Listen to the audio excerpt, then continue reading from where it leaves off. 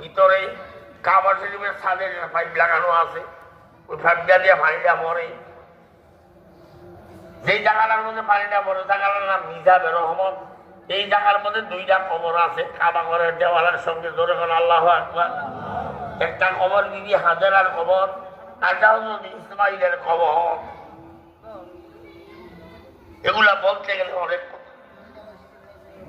5 নম্বর বেহেশতি মেয়ে লোকটার নাম আমার মায়েরা 5 নম্বর মেয়ে লোকটার নাম হলো বিবি আসিয়া। কি নাম? এখন আসল কথার মধ্যে আসেন, আসিয়া কেন বেহেশত?